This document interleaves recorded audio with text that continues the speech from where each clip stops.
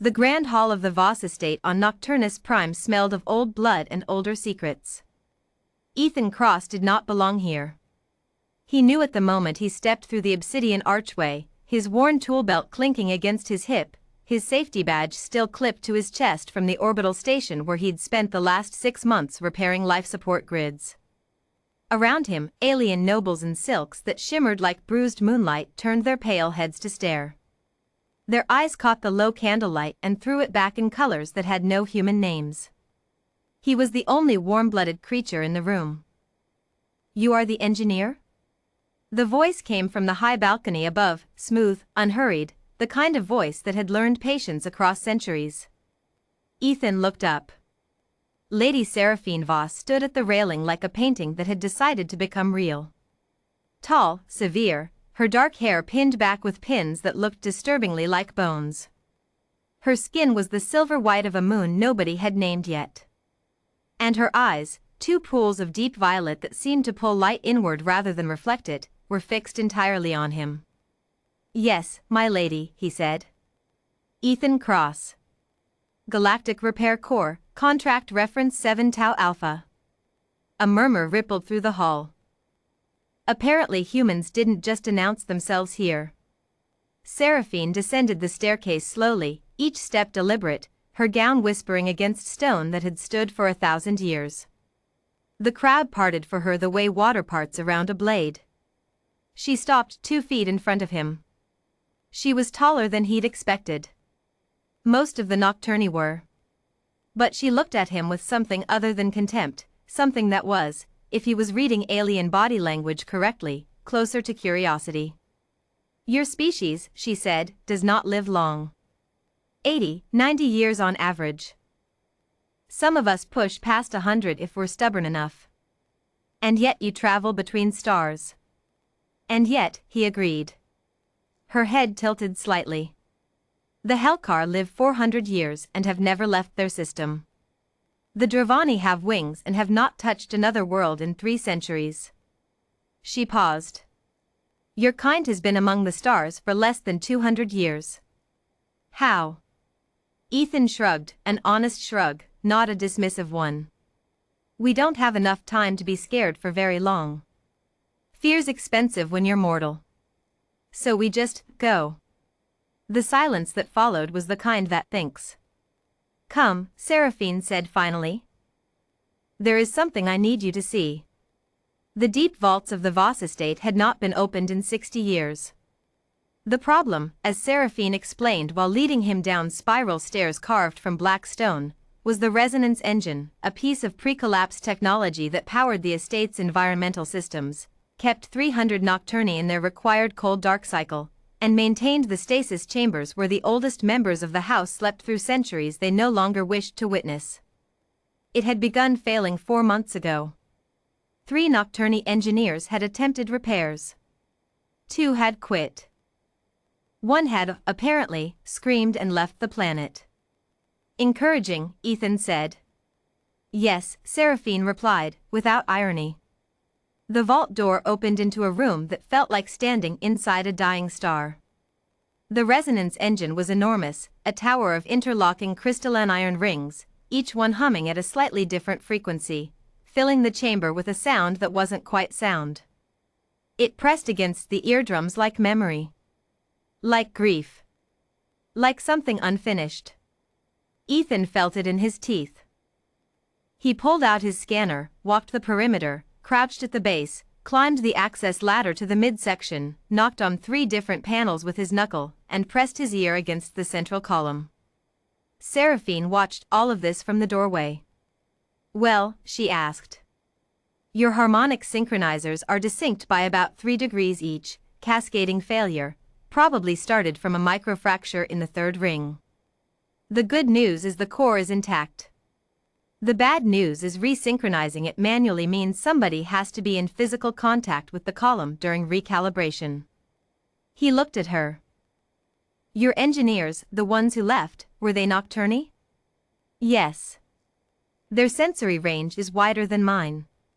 They'd have felt the full resonance without filtering. At recalibration peak it probably felt like Like drowning in noise, Seraphine said quietly. One of them said that. Before he ran. Ethan nodded. Human hearing range is narrower. I'll feel it, but not the worst of it. He pulled a set of resonance dampeners from his kit and began fitting them over his ears. Give me 4 hours. If you fail, the engine will collapse entirely. The stasis chambers will fail within. I'm not going to fail, he said. Not arrogantly. Just factually, the way a man states that the sun rises east. I've rebuilt Kessler-grade harmonic drives in asteroid fields with a headlamp and a borrowed wrench. This is a synchronization problem.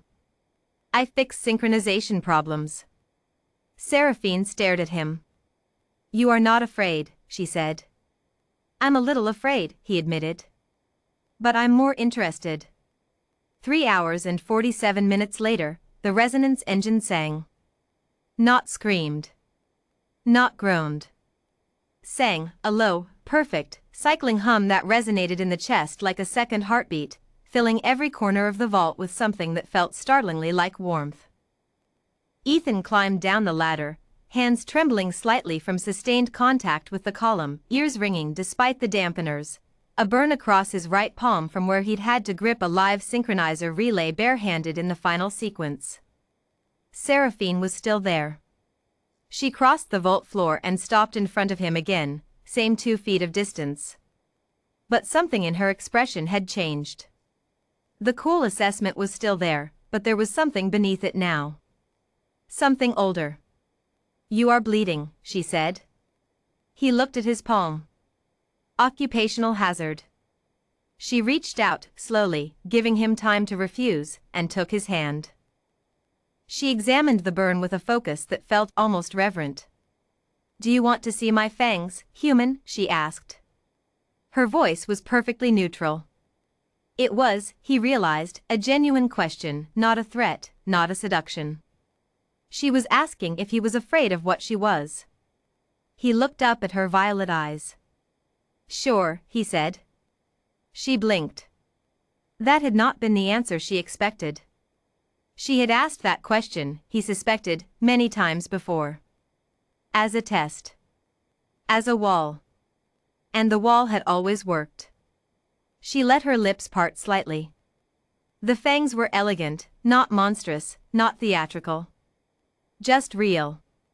Sharp and curved and ancient, carrying the weight of everything she was. Ethan nodded thoughtfully, the way a man nods when an engineering problem reveals a particularly elegant solution. Those are practical, he said. Evolved for pressure feeding, right? The curve improves penetration angle, reduces resistance. He paused. Sorry, is it weird that I find that interesting? The laugh that came out of Lady Seraphine Voss was apparently something her household staff had not heard in 40 years. It was genuine and a little unguarded, and it echoed off the ancient stones like something that had been waiting a long time to be released. You are the strangest creature I have ever encountered, she said. We get that a lot, Ethan said. He stayed 2 more days to calibrate the secondary resonance relays and write a maintenance manual in 3 languages, including one he phonetically reconstructed from the estate's archive because none of her staff could read the original. On the morning he was scheduled to leave, Seraphine found him in the courtyard, toolkit packed, looking up at the bruised purple sky of Nocturnus Prime with the expression of a man filing a site away for later. You could stay, she said. The estate has need of an engineer. He looked at her. You're not actually talking about the estate, he said. She said nothing. Which was, he had learned, how Nocturne said yes. He thought about it honestly, not dismissively, not dramatically. He turned it over the way he turned over a problem, looking at every angle. I'll stay through the winter cycle, he said. After that, I've got a contract on Valera Station. But I'll come back. He met her eyes. I'm interested in learning how someone gets to be 1,000 years old. And I, Seraphine said, am interested in learning how a creature with 80 years makes them count for so much more. Ethan Cross smiled and held out his unbandaged hand.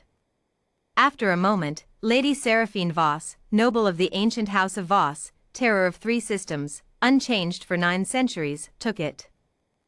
The resonance engine hummed in the vault below them, synchronized and steady.